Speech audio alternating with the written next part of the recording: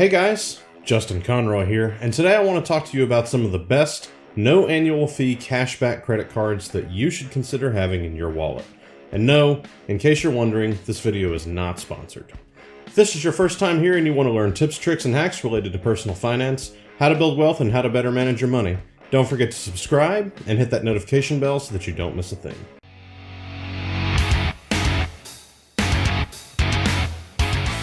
Okay, so let's go ahead and get right into it. Again, in this video, I'm covering no annual fee cashback credit cards.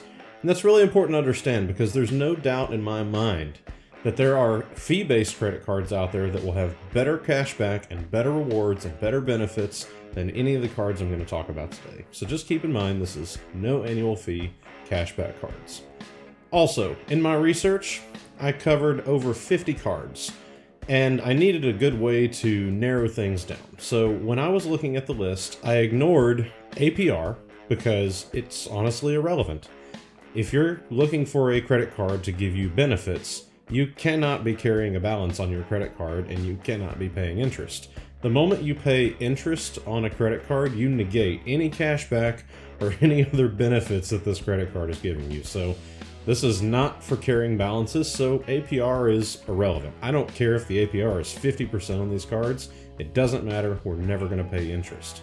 Second thing is that I'm looking for credit cards that I'm going to keep for a long time, meaning that the sign-up bonus is mostly irrelevant. I mean, it's a nice little perk, but for the most part, it's not really something that I really care about, you know? So sign-up bonus is a temporary one-time deal, and I'm looking for a credit card that's going to boost my credit score and give me good benefits for the long haul. So I ignored sign-up bonuses in this list. So with all that in mind, I reviewed just over 50 no annual fee credit cards. And I've got to tell you, most of them suck. Most of them are just not even worth your time. Most of them give you a flat 1% cash back with little to no other benefits, and they're really just not even worth the time.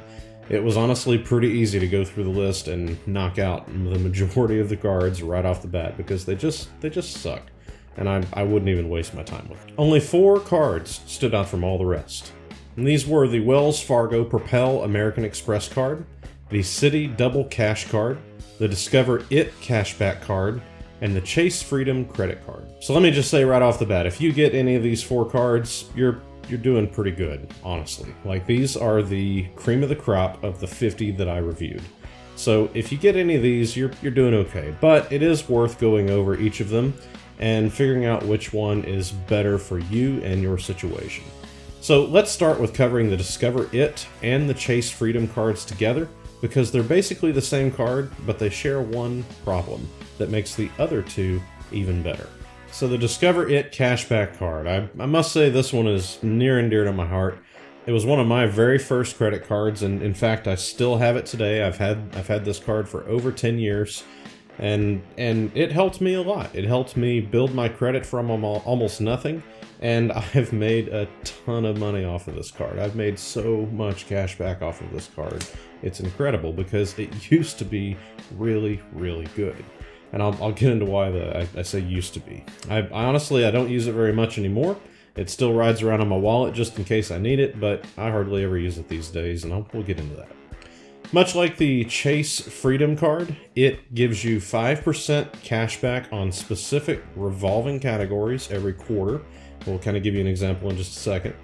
And when it's not giving you 5% cash back on those categories, it's giving you 1% cash back on all other purchases. So those revolving categories, what does that mean? So the Chase Freedom card and the Discover It cashback card both have revolving categories where they give you 5% on specific things. Right now, as an example, Discover is giving people from January to March 5% cash back on grocery stores, Walgreens, and CVS. In April to June, they'll be doing gas, Uber, Lyft, and wholesale clubs. July to September will be restaurants and PayPal. And then at the end of the year, October to December, they're going to give you 5% cash back on Amazon, Walmart, and Target, just in time for all that Christmas shopping. The problem with these revolving categories and the Discover It card, as well as the Chase Freedom card, is that they only give you that 5% cash back for up to $1,500 in purchases per quarter. So what does that mean exactly? Let's run some numbers. So I built a very, very simple template over here. We're going to build a calculator and try to figure out what our average cashback would look like in a, average American kind of situation. We're going to make some assumptions. Bear with me here. So let's assume that you're the average American and you're making $45,000 a year. That means that your taxes and Social Security are roughly around 22% of your gross pay. So we can calculate a net pay of 1 minus that 22%. Right there, and that gives us about $35,100, okay? Now, in this calculation, I'm going to assume that you are going to spend $8,775 per quarter, that's everybody your net salary, on your credit card. And that's a little bit of an absurd assumption. We're not even talking about mortgages or property taxes or rent or anything like that. But trust me, it doesn't matter. We're actually being conservative here. The numbers are still going to be better than they would be if you in fact put all that stuff into these calculations. So bear with me. Now, in this section, in quarter number 1, 2, 3, and 4, we're going to have a category spending limit. Discover and Chase both say that we can't spend more than $1,500 per category.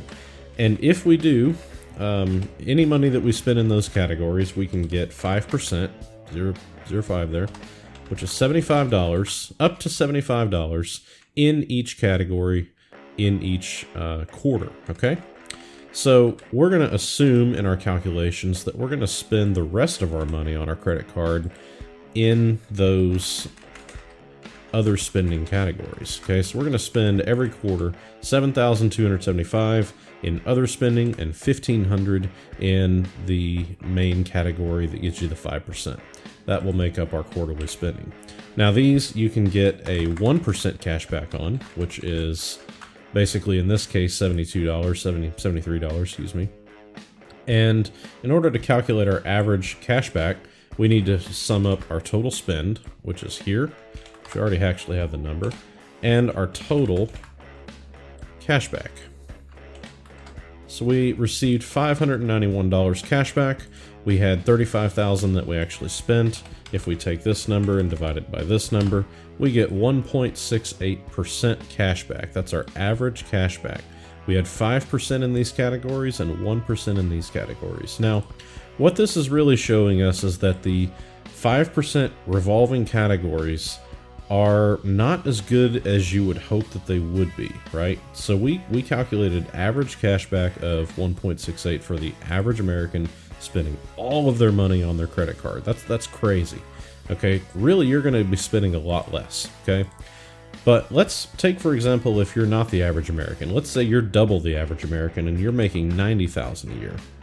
So you're spending a lot more money every year. You're still maxing out on the $1,500 on these quarters, but you're spending $16,000 per quarter on other stuff. That means your average cashback goes down, right? So what we're really seeing here is that the revolving categories and the 5% cashback isn't nearly as good as we want it to be. And this obviously doesn't even take into consideration that, let's say you're the average American, are you really going to max out every single category every single time? Most likely this is not the case. Let's say, for example, the category is gasoline. I mean, if you live in Los Angeles or Houston, yeah, you might actually max out your $1,500 per quarter in gasoline because you're driving so much. That's kind of what we do in those areas. But if you're living somewhere else where you don't have to drive as much, $1,500 in gasoline is a lot of money in gasoline. Okay, so you just kind of got to pay attention to that. Maybe in December, if you're the average American, are you really spending $1,500 per quarter to buy, let's say, Christmas gifts on Amazon? I mean, that's a lot of money if you're making $45,000. You're hopefully not spending that much money on Christmas gifts for people. So, point being, you're probably not going to max out these categories.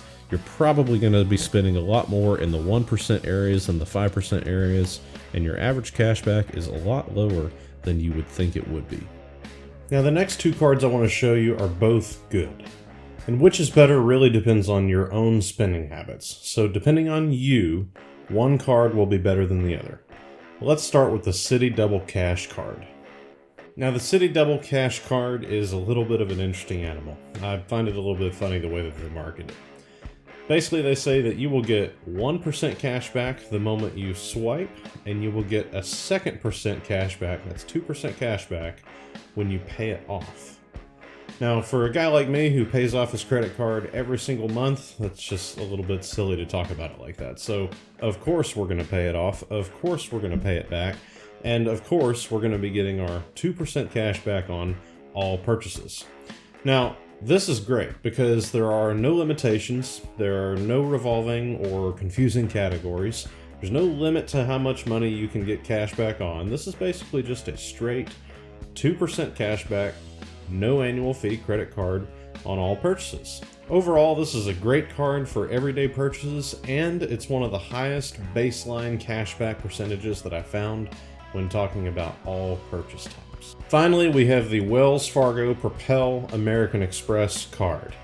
Now, this card does have some categories, much like the Discover It card and the Chase Freedom card, but they're not revolving categories. These are just categories that exist that you get 3% cash back on those categories no matter what. And those categories are travel, dining, transportation, and streaming services. So for those types of purchases, you get straight 3% cash back right off the bat, no questions asked, easy, done, nothing to worry about. No confusing categories, no revolving categories, it's just straight 3% on travel, dining, transportation, and streaming services, which is really cool. All other purchases will give you a 1% cash back. This credit card also comes with a cell phone protection plan. I believe it's up to $600 for your cell phone. If you're paying the bill with it, they'll give you a little bit of a cell phone insurance. And there are no limits on those 3% categories, so you can spend as much money on those categories as you want and not have to worry about any silly limitations on getting your cash back. So overall, this is a great card. There's no annual fee, good cashback percentages, and you could easily, depending on your spending habits, you could easily average more than 2% cashback on most of your purchases. So when it comes to no annual fee cashback credit cards, these two really are the best that I found after reviewing over 50 cards.